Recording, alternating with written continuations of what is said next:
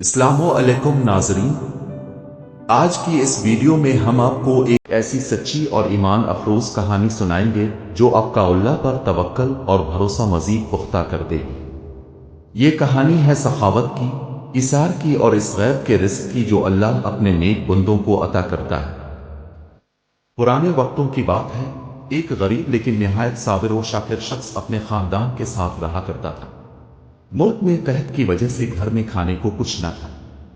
کئی دن فاقوں میں گزر گئے، یہاں تک کہ گھر میں صرف ایک روٹی باقی رہ گئی۔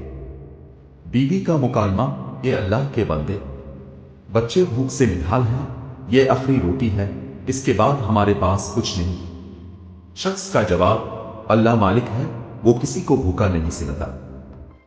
جیسے ہی اس شخص نے روٹی کھانے کا ارادہ کیا، دروازے پر دستک ہوئی۔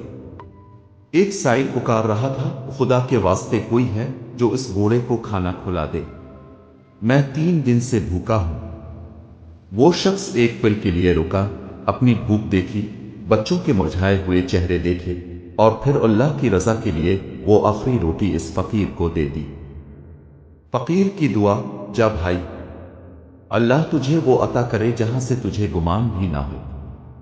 ابھی تھوڑی ہی دیر گزری تھی کہ ایک تاجر ان کے گھر پہنچا۔ اس کے پاس بہترین کھانوں سے بھرا ایک بڑا ٹوکرا اور ایک تھیلی تھی۔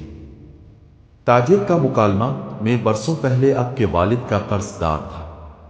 آج اللہ نے مجھے توفیق دی کہ میں وہ قرض اور اس کا منافع اب تک پہنچا۔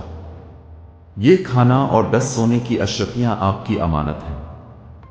ناظرین، اس کہانی سے ہمیں یہ سبق ملتا ہے کہ جو اللہ کی راہ میں دیتا ہے، اللہ اسے 10 گنا بڑھا کر واپس کرتا ہے۔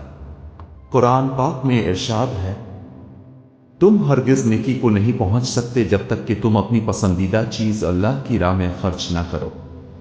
حضرت علی رضی کے اقوال، جب تم پر تنگی آئے تو صدقہ دے کر اللہ کے ساتھ تجارت کیا کرو۔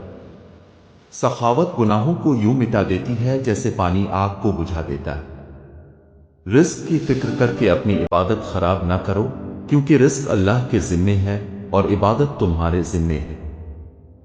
امید ہے آپ کو آج کی یہ ویڈیو پسند آئی ہوگی۔ اسے صدقہ جاریہ سمجھ کر دوسروں کے ساتھ شیئر کریں اور ہمارے چینل کو سبسکرائب کریں۔